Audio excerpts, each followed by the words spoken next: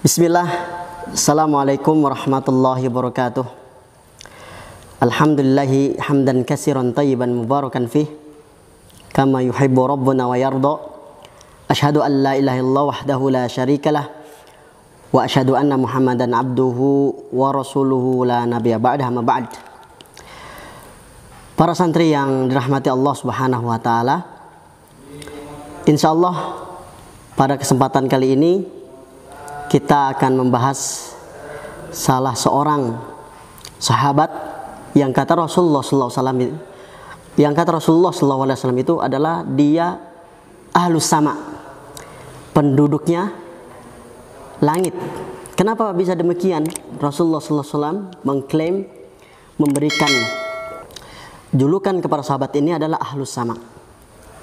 Seorang sahabat yang dijuluki oleh Rasulullah SAW ahlus sama sebagai penghuni penduduk langit adalah siapa? Tentunya kita tahu bahwa sahabat tersebut adalah yang bernama Uwais Al-Qarni. Sebenarnya Uwais Al-Qarni ini beliau memang hidup di zaman Rasulullah, tetapi beliau tidak pernah berjumpa Rasulullah. Beliau ingin berjumpa Rasulullah, tatkala beliau berkunjung ke rumahnya Rasulullah, ternyata Rasulullah lagi pergi berjihad dan dia tidak bertemu dengan Rasulullah. Maka beliau juga dikatakan sebagai tabi'in, ya, tabi'in yang hidup di zaman sahabat, tetapi dia hidup di zaman Rasulullah, tetapi dia tidak pernah bertemu Rasulullah. Nah, kita ketahui bahwa kisah ini sangat menyentuh hati, membuat bulu kuduk kita berinding tatkala ya mendengar kisah Uwais.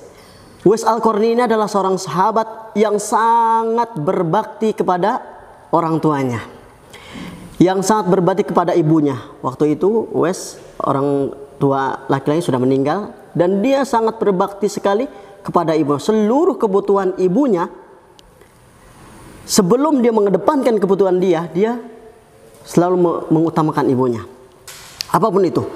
Dan yang lebih menarik lagi, tatkala ibunya meminta sesuatu, meminta kepada Uwais tentang hal yang dia inginkan, maka Uwais tanpa pikir panjang dia langsung mengabulkan permintaan ibunya.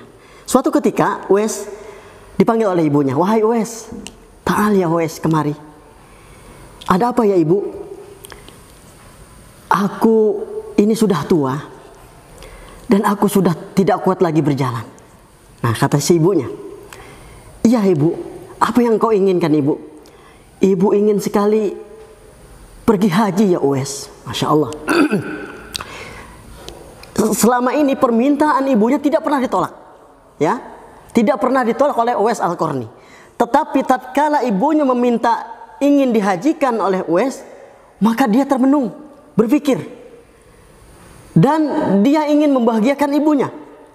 Dia tatkala ibu mau pergi haji, dia termenung. Dan Uwais, apa yang Uwais katakan?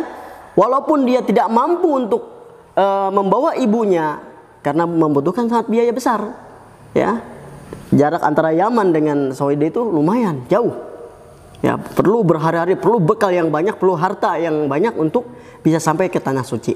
Akhirnya kata Uwais, "Baik ibu, insya Allah tahun depan kita akan berangkat haji." Masya Allah. Dengan semangatnya Uwais, dan dia berpikir, bagaimana aku bisa membawa ibuku untuk ke tanah suci untuk berhaji. Maka dia mempunyai, ya, siasat, trik gitu ya. Akhirnya Uwais ini mempunyai uang dan dia belikan anak sapi. Nah, Uwais membeli anak sapi untuk apa? Untuk dia berlatih. Anak sapi itu dididik oleh Uwais, dirawat, ya. Dia setiap paginya dia bawa pikul itu anak sapi ke pundaknya, dan dia naik gunung sampai di gunung, turun lagi ke gunung, begitu seterusnya. Kenapa? Dia ingin menggendong ibunya pergi ke tanah suci dengan dirinya sendiri. Subhanallah. Tapi persiapan itu sangat maksimal selama 1 tahun. Sehingga tatkala dia bolak-balik turun gunung, naik gunung dengan membawa anak sapi itu, maka ototnya terbentuk dan dia menjadi pemuda yang gagah, yang kuat, mempunyai kekuatan yang lebih karena dia terbiasa berlatih menggendong anak sapi tersebut sampai anak sapi itu besar juga, dan dia tetap pundaknya naik ke gunung, ke bukit, turun lagi. Kata orang-orang, Uwais udah gila itu. Masa anak sapi digendong-gendong, anak sapi itu dirawat, dibesarkan, dagingnya nanti dimakan gitu ya. Tetapi kalau Uwais mengatakan tidak menghiraukan kata orang. Nah, setelah berjalan waktu 1 tahun dan pada bulan Dzulhijjah, maka saat ibu, ayo kita berangkat haji ke Mekah. Subhanallah. Dengan apa ya Uwais? Ibu yang mengatakan, ayo aku gendong ibu, naik ke pundakku, aku gendong ibu sampai ke Mekah.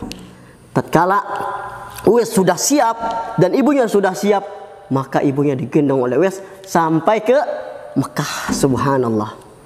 Ya, di sana singkat cerita, Uwais menggendong ibunya sampai ke Mekah dan Uwais melakukan tawaf. Dia gendong ibunya. Kemudian Uwais bawa ibunya ke makam Ibrahim. Disolat di situ. Betapa gembiranya, betapa senangnya seorang ibu tatkala permintaan anaknya itu dikabulkan oleh anaknya. Dan ini haji bukan main-main, membutuhkan biaya, membutuhkan fisik yang kuat. Nah, setelah itu Uwais mengatakan, alhamdulillah aku telah menunaikan permintaan ibuku. Dan dia bertemu dengan Abdullah bin Umar. Dia mengatakan, wahai Abdullah bin Umar, aku telah menggendong ibuku dari Yaman sampai ke Mekah ini, dan aku sudah menunaikan haji untuknya dengan aku gendong kepadanya. Maka apakah aku sudah bisa menebus kebaikan ibuku selama ini? Kata Abdullah bin Umar mengatakan tidak. Bahkan satu hembusan napas pun ibumu tatkala tatkala melahirkan engkau belum bisa engkau tebus. Subhanallah. Karena begitu besar bakti perbuatan baik seorang ibu, bahkan satu hembusan napasnya tatkala melahirkan kita belum bisa menebusnya. Itu sudah berkorban mati-matian. Dia menggendong, mengelilingi Ka'bah, dibawa ibunya, kemudian dibawa lagi pulang sampai ibunya meninggal. Dan itu adalah bakti yang sangat luar biasa yang dicontohkan oleh Uwais Al-Qarni. Maka seorang sahabat, seorang tabi'in tatkala terkenal dengan birrul walidainnya, yaitu kita kenal dengan Uwais Al-Qarni. Mudah-mudahan kisah singkat ini dapat kita ambil manfaatnya dan dapat kita jadikan motivasi kita untuk apa? Untuk kita berbuat baik kepada orang tua kita, terutama ibu.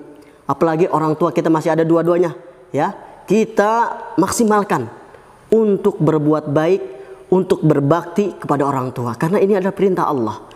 Berbakti kita kepada orang tua perintah Allah. Demikian, mudah-mudahan ini ada manfaat bagi Ustadz dan bagi para santri semuanya. Akhir kalam, subhanakallahumma bihamdika, asyhadu an la ilaha illa anta, astaghfiruka wa atubu ilaik. Sekian, assalamualaikum warahmatullahi wabarakatuh.